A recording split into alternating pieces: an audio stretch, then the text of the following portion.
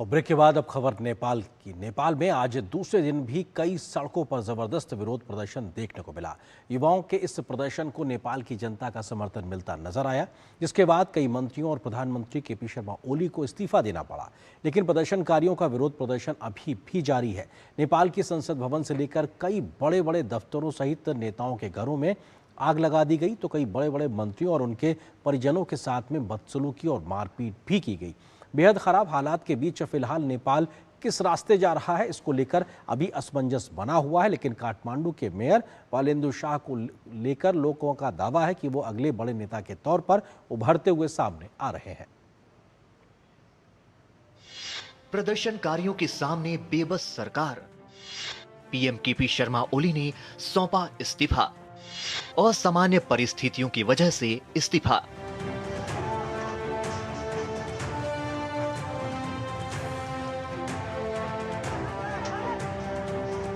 नेपाल में social media ban को लेकर शुरू हुए आंदोलन ने आखिरकार प्रधानमंत्री ओली को इस्तीफा देने पर मजबूर कर दिया। यहां तक कि प्रदर्शनकारी संसद में घुस गए और कई इमारतों में आगजनी और तोड़फोड़ की। आंदोलनकारियों की मांग सोशल मीडिया से निकलकर भ्रष्टाचार, बेरोजगारी, आर्थिक समस्या तक जा पहुंची और राजनीतिक नेतृत्व को बड़ा विरोध झेलना पड़ा। प्रदर्शनकारियों के बढ़ते दबाव ने पहले 4 मंत्रियों और फिर खुद प्रधानमंत्री केपी शर्मा ओली को अपना इस्तीफा सौंपने पर मजबूर कर दिया। राष्ट्रपति को सौंपे अपने त्याग पत्र में ओली ने देश में पैदा हुए असामान्य परिस्थितियों को इस्तीफे का कारण बताया। राष्ट्रपति ने ओली का इस्तीफा स्वीकार कर उप प्रधानमंत्री को कार्यवाहक प्रधानमंत्री का जिम्मा सौंप दिया है। ओली के इस्तीफे के बाद प्रदर्शनकारियों में जश्न का माहौल है, लेकिन वे अब भी पीछे हटने के लिए तैयार नहीं हैं। इस बीच काठमांडू के मेयर बालेंदु शाह ने संसद को भंग कर जेएनजी के आंदोलनकारियों को सत्ता सौंपने की मांग की है। उन्होंने इसके लिए युवाओं से तैयार रहने की अपील की।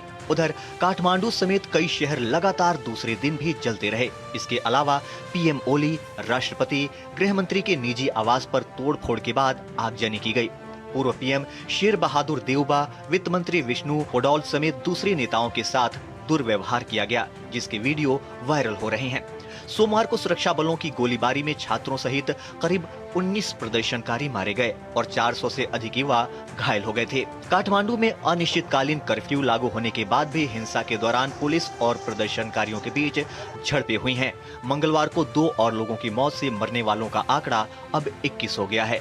फिलहाल नेपाल की स्थिति चिंताजनक बनी हुई है। काठमांडू का अंतर्राष्ट्रीय हवाई अड्डा बंद कर दिया गया है और सभी उड़ानें रद्द कर दी गई हैं।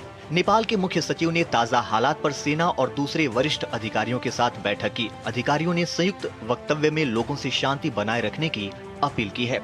उधर पूर्व नरेश ज्ञानेंद्र शाह ने जेएनजी आंदोलन पर सरकारी कार्रवाई के दौरान हुई जनहानि पर निराशा जताई है। उन्होंने कहा कि युवाओं की जायज मांगों पर ध्यान दिए बिना उनकी जान लेना बेहद दुखद है।